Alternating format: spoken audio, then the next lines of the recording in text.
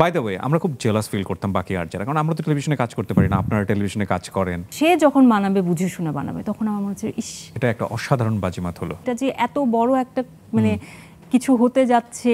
মন্দের পাশে ভালো থাকলে ভালোটাকে অনেক বেশি ভালো লাগে, এটা একটা বড় ব্যাপার। মন্দটা কে? তার ঠিক আগে কোনো এক সিনেমা রিলিজ হয়েছিল এবং সেটা মাত্র 1 সপ্তাহ হলে ছিল। তো আমার কাছে মনে হচ্ছে আল্লাহ 1 সপ্তাহ, আমার সিনেমা 3-4 সপ্তাহ থাকলেই ভালো, মানে তাহলে আমি খুশি। আপনার কোর জিনিসগুলো আমি একটু জানার চেষ্টা করবো অ্যাজ এ প্রেজেন্টার হিসেবে। কি হলো মানে আপনার সাথে টেলিভিশনের স্টোরিটা কেমন? টেলিভিশন স্টোরিটা হচ্ছে যে 2006 অ্যাকচুয়ালি একটা প্রাইভেট চ্যানেল জাস্ট শুরু হচ্ছিল। তো ওই সময় আর আমি যখন যেহেতু আপনি আরামসে প্রাইভেট চ্যানেলের নামটা বলতে পারেন। বাংলাভিশন ছিল। বাংলাভিশন, ওকে। তো আমি জাস্ট ভিকারনেসা থেকে বের হয়েছি। আমি আবার তখন একটু ডিবেট করতাম স্কুল কলেজে। ওকে। তো কোনো একজন যেহেতু নতুন চ্যানেল, সবাই প্রেজেন্টার খুঁজছিল প্রোগ্রামের জন্য প্রেজেন্টার, তো কেউ একজন আমার কলেজ থেকে আমার নাম রেফার করে। ওকে। তো ওভাবেই আমার কাছে কল আসে বাংলাভিশন থেকে। তো এমন একটা মুহূর্তে কল আসে যে এখনই আসতে হবে, এরকম কিছু একটা বিষয় ছিল। যে তখন আমি আমার মার সাথে বাইরে কোনো একটা কাজে ছিলাম।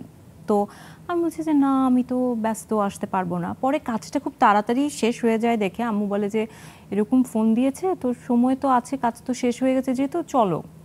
আমার আম্মু আমার সাথে ছিল। তো আমি আচ্ছা চলো। তো গেলাম বাংলাভিশনে, গিয়ে দেখলাম অডিশন হচ্ছিল। তো যখন আমি গিয়ে পৌঁছেছি তখন অ্যাকচুয়ালি অডিশন জাস্ট শেষ হয়ে গেছে এবং তার একজনকে সিলেক্ট করে ফেলেছিল। তারপরেও আমাকে দেখে তারা বলেছে যে ঠিক আছে, ওরা যে প্রোগ্রামের জন্য অডিশন করছিল সেটা শেষ হয়েছে, আরেকটা প্রোগ্রামের অডিশন, ওদের স্টুডিও বুক শুরু হয়ে গেছে। তো তারা একটা ক্যামেরা নিয়ে আমার সাথে ছাদে চলে গেল। তো ছাদে গিয়ে আমাকে একটা স্ক্রিপ্ট দেওয়া হলো। তো আমাকে কিছুক্ষণ সময় দিয়েছে যে আপনি আপনার মতো প্রিপেয়ার করেন। তো আমি প্রিপেয়ার করলাম, তারপর ক্যামেরা অন হলো। তো আমি স্ক্রিপ্টে যা যা ছিল নিজের মতো বলে গেছি। তারপর দেখি কেউ কিছু বলে না, তো স্ক্রিপ্টের বাইরেও নিজের মতো বলে যাচ্ছি। ক্যামেরা দেখে আমাকে এরকম করছে। তারপরে হাতে ছিল ক্যামেরা। তো তারপর আমি ক্যামেরার দিকে তাকিয়েই বলছি যে আচ্ছা আমি আর কত বলবো, আপনারা তো কিছু বলছেন না, এই না সে না।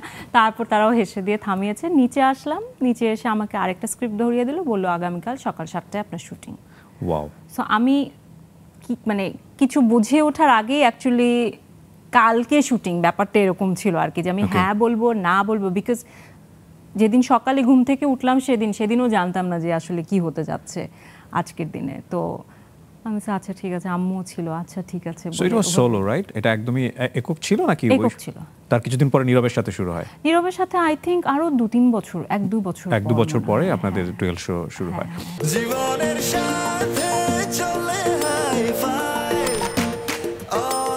নিশ্চিন্তে খান স্বাস্থ্যকর অল টাইম পান, অল টাইম হেলদি লাইফ। তখন থেকে কি চিন্তা ভাবনা করছিলেন যে ফাইন এদিকেই ক্যারিয়ার হবে, নাকি ঠিক আছে পার্ট টাইম করছি, এটা শখের বশে করছি? না, আমি যে বললাম যে ইউনিভার্সিটি আর টেলিভিশন লাইফটা আমার ঠিক একই সঙ্গে শুরু হয়েছে।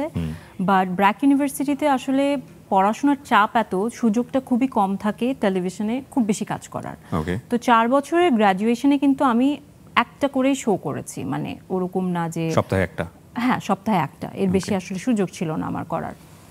তো 4 বছর আমার ক্যারিয়ার, যদি আমি ক্যারিয়ার 2006 থেকে ধরি, তো খুবই মানে মানুষ ওভাবে যে আমাকে খুব চিনছে তা না, বা আমি যে খুব কাজ করছি তা না। তো এভাবে করে মানে হচ্ছিল আমার। যে আমার গ্র্যাজুয়েশন শেষ হয়েছে তখনও কিন্তু আমি ভাবিনি যে আমি আসলে এইটাকে ক্যারিয়ার হিসেবে নিতে চাই। তখন হয়েছে যে আচ্ছা মনে হলো আচ্ছা একটু গ্যাপ নিই, তারপর মাস্টার্সটা শুরু করব। তো আমি 8 মাসের একটা গ্যাপের পর মাস্টার্স শুরু করি। তো এই 8 মাসের গ্যাপে আমার মনে হয়েছে এখনই চাকরি বাকরি করবো না, আচ্ছা এখন বেশি বেশি শোজ করি, যেহেতু শোজের অফার আসে।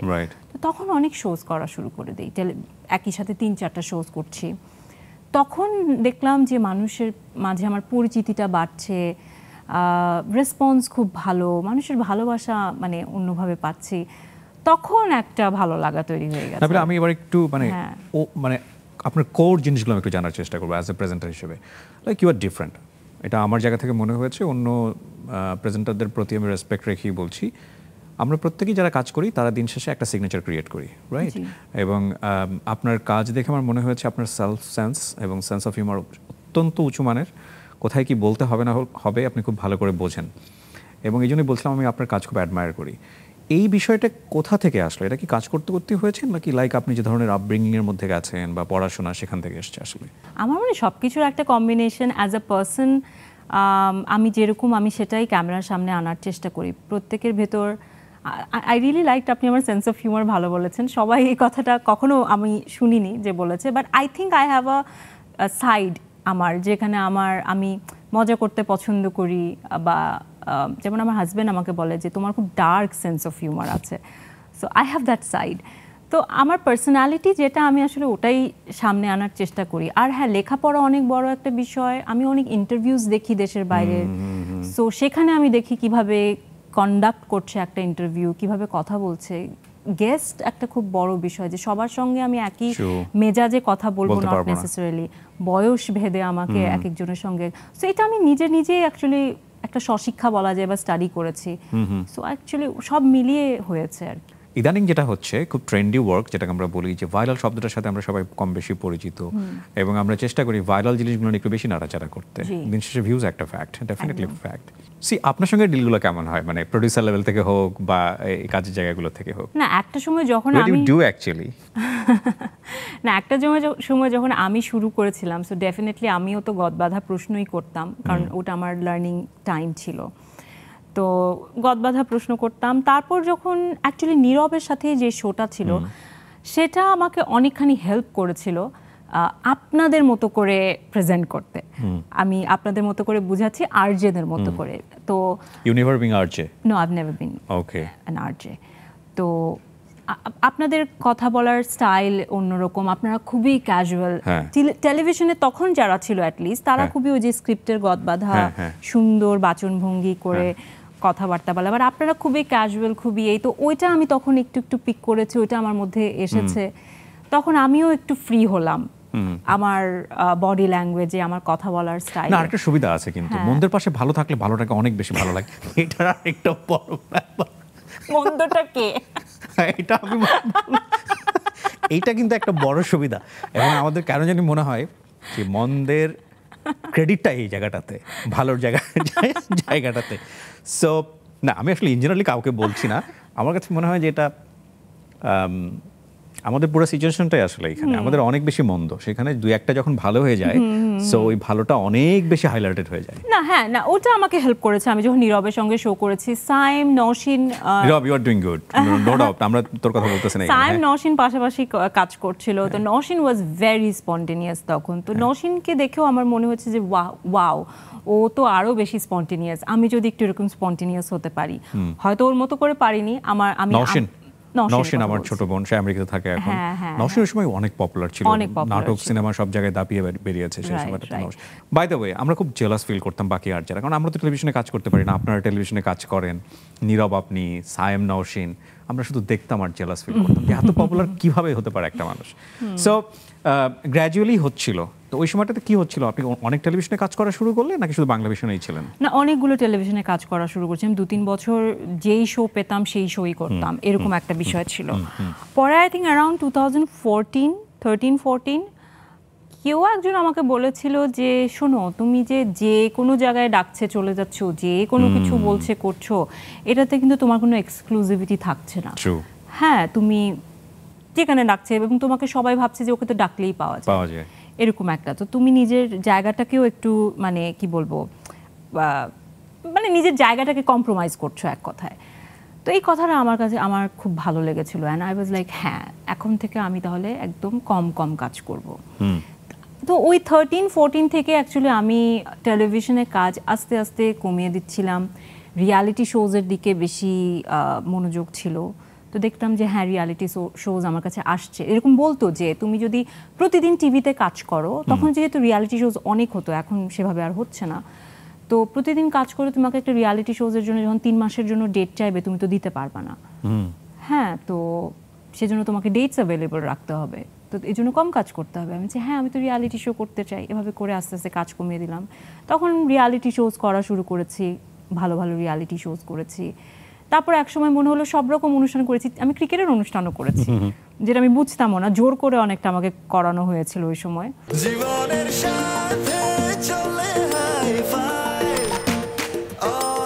নিশ্চিন্তে খান স্বাস্থ্যকর অল টাইম পান। All Time Healthy Life. সব করে টোরে একসময় আমি actually I got bored by 2015। Okay, what's new এরকম একটা সার্চিং হচ্ছিল, হোয়াটস নিউ এরকম একটা কিছু, যদিও আমি কাউকে কিছু বলিনি যে আমি নতুন কিছু খুঁজছি, বাট সামহাও আমি সবসময় মনে করি যে I have been very blessed, আল্লাহর একটা রহমত সবসময় আমার উপর থাকতো। ঠিক তখনই আয়নাবাজি হ্যাপেন। অ্যান্ড সিনেমার অফার যে এর আগেও আসে নাই তা না, আগেও আসতো, নাটকের অফার তো প্রচুর আসতো। এখানেও বলবো যে এটাও যে মানুষটা অ্যাকচুয়ালি আমাকে বলেছিল যে তুমি এত বেশি কাজ করছো, সেই মানুষই একবার আমাকে বলেছিল যে সিনেমা তখন সবাই বানায়, কিন্তু সিনেমা বানালে অমিতাভ রেজা বানাবে, কারণ সবাই দেখা যায় যে 2-3টা নাটক বানিয়ে 2-3 বছর নাটক বানিয়ে সিনেমা বানাচ্ছে, কিন্তু সে এত বছর অপেক্ষা করছে, সে যখন বানাবে বুঝে শুনে বানাবে। তখন আমার মনে হচ্ছে ইস, ওই সিনেমাতে যদি আমি থাকতে পারতাম, উনি যদি সিনেমা বানায় আমাকে কি নিবে। হ্যাঁ, এরকম একটা মনে মনে জাস্ট এই কথাগুলো কিন্তু আমার মনে মনে, আমি জীবনে কারোর সাথে শেয়ার করিনি, আল্লাহই কোথাও হয়তো শুনে ফেলেছে আমার কথা। তো তখন just Aynabaji happened and I was like okay, it's a relief, first movie, এবং এটা একটা অসাধারণ বাজিমাত হলো, রাইট? আয়নাবাজি করার সময়টা তুমি বুঝতে পারছিলেন যে কিছু একটা হবে এটা দিয়ে? করার সময় বুঝতে পারছিলাম যে কাজটা সুন্দর হচ্ছে, ভালো লাগছে, আমরা না খুব এনজয় করে কাজ করেছিলাম। মানে আমার ওই 3টা মাস খুবই সুন্দর একটা সময় ছিল, যে 3 মাস আমি শ্যুট করেছিলাম।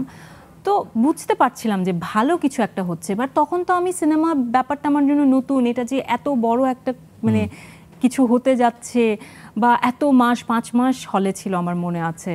আমার কাছে মনে হতো যে আচ্ছা 2-3 সপ্তাহ যদি থাকে, কারণ তার ঠিক আগে কোনো এক সিনেমা রিলিজ হয়েছিল এবং সেটা মাত্র 1 সপ্তাহ হলে ছিল।